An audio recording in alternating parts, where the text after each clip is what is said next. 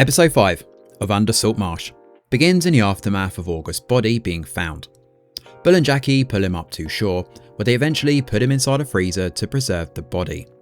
Whether he actually died by suicide or drowned is debatable, but it seems very likely that he was being paid to keep quiet about the waste and also of Nessa's death. Now the police need to find out who was paying him and where this waste is going. As Jackie starts looking at the board, she thankfully avoids the post-it that clearly states Dylan's DNA is a match.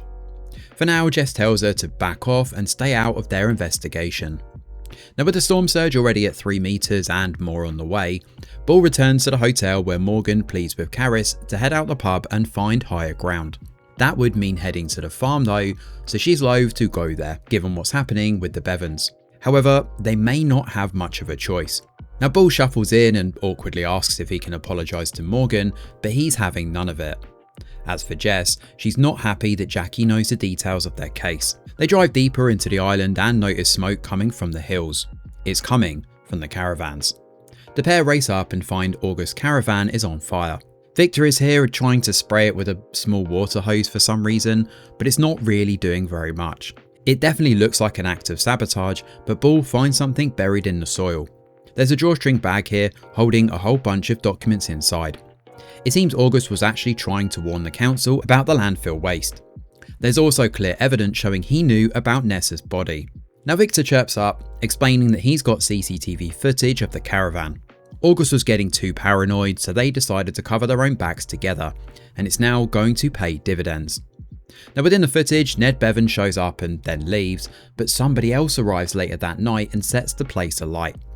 It's hard to see exactly who it is, but it seems almost certainly a male and slightly overweight, given the build. Now Jackie heads over to see Oshan and questions him about the afternoon with Kevin. It seems like after he grabbed the kid at school, which we saw in episode 1, he went looking for the kid after school to apologise. However, Oshan didn't tell the police this because he thought they'd pin the murder on him. Now Oshan actually followed Kevin when he left school, but when he caught up to him and James, they ran off when they saw him. They ran along the salt path not far from where they found his body. Now Oshan then went home after that, but as we already knew, James was with him that afternoon. However, the time frame is completely different. Predictably, the townsfolk decide not to go to Solomon's farm, but they head off to the woods instead. Now Morgan doesn't think this is a good idea, given the 100-mile-per-hour winds inbound, but this gives Jackie a way in to see James. She heads over to see the boy while he's still in the back of his mum's car and questions him about Oshan's conflicting statement. Now eventually James admits he doesn't want Dylan to get into trouble. Dylan was the one who warned them to stay away, otherwise the Black Sow would drown them. When James starts panicking under Jackie's scrutiny, Jackie heads back to town to confront Dylan. Now Bull is also in town too, and he learns that Ned has gone missing. The family apparently have no idea where he is, but there's obviously a lot of secrets within this family. Solomon eventually opens up and admits that the night Ned discovered Nessa's body, he was with August and relayed this on to Solomon. Apparently Nessa was dead when they found her, so they buried the girl as there was nothing they could actually do for her. They did this for the good of the family, thinking of the farmland first. This now recontextualizes Solomon's confession last episode, given it was actually Ned's words. Solomon was just covering for him. Solomon actually confronted Ned about Nessa's murder, and since then he's disappeared. He's actually getting a boat and leaving the island, and after seeing August's death, he thinks that he's next. Now on the phone, Bull tells Jackie to leave the investigation to the professionals, as she believes Ned is the one who killed Nessa and races off to confront him. Now while this is going on, Jess brings Victor over to August's documents, wanting help translating them. He admits they're actually listing deliveries for the seawall, and Dylan Reese's name is on all of them for receiving parcels. Jess isn't able to get through to Bull, who's too preoccupied with stopping Jackie from spooking Ned and doing something stupid. When Jackie shows up at the dock, she does something stupid. She confronts Ned, who explains he was desperate and relays a story about burying Nessa. When Jackie tries to stop him, Ned pushes her away and she smacks her head. Ned disappears, heading off onto the lake, while Jackie is forced to inform Bull she had to confront him. Now Bull is frustrated and then finally opens up, explaining how he's been protecting her for a while now, given there's clear evidence linking Dylan to Kevin. Jackie is not happy and tries to bring up how there's false evidence and equates it to what happened with Lydia. Jess is here watching the whole thing from afar, and she's similarly not pleased that Bull has compromised their investigation to protect Jackie. It's all a bit of a mess, to be honest. Jess doesn't see how Bull could trust Jackie after she assaulted him in the past. She also thinks Bull can't handle the investigation and believes she should report him. Bull immediately perks up and challenges Jess here, telling her that he's sticking to this and it's his to mess up. Jess is actually quite rattled by Bull's fierceness here, and she eventually leaves the car and heads back to town. It's absolutely lashing it down, threatening to compromise all the evidence they've gained so far. Now as the sea levels rise, Jackie goes on the hunt for Dylan. She does eventually find him, and when he shows up, he's wearing a white hazmat suit.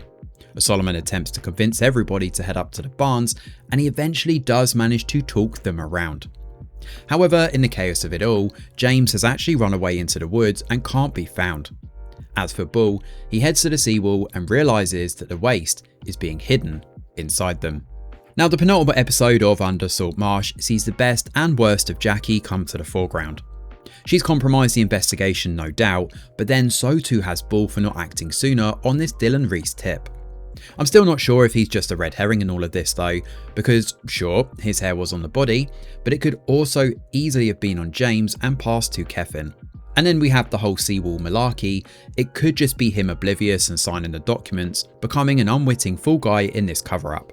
Now more problematic though is the way Jackie has just haphazardly thrown herself into the investigation, spooking Ned, James and potentially scaring Dylan too if she doesn't play this right. Jess is pretty much the only one in this investigation with a level head that's properly taking this seriously without letting her emotions get the better of her. However, it's almost certain now that James definitely knows what happened to Kevin and will thankfully get some answers next week. The rising sea levels and all those shots of that slowly working its way into town is a nice way of raising the stakes. It's now reached a point where this water could actually ruin all the evidence they've gained, and we still don't know who set August's caravan alight either. Is that the same person or someone different? I still stand by the fact that it's Danny, Kevin's father, who's the murderer. However, I will note that someone on the website, Janwell, does actually think that Gareth is the murderer, and to quote his words, he's on Mac Jones, who's the mastermind behind all of this, he's on their payroll to let the waste come onto the island, although obviously it's not confirmed if he was present on the island for Nessa's death. It's actually a pretty good theory, and it would also be the smoking gun that links Gareth to everything. So thank you for your comment, because that's actually a really good theory. But in terms of what we get here, thankfully we'll get some proper answers next week. But what about you guys? Who do you think is the murderer? Is it the same person? Is it Dylan? Is there a red herring? As always, let us know in the comments below. Thanks for watching. Smash a like or subscribe to the channel, your support is very much appreciated. I'm Greg Wheeler, and from all of us over here at The Review Geek, we'll see you on the next video.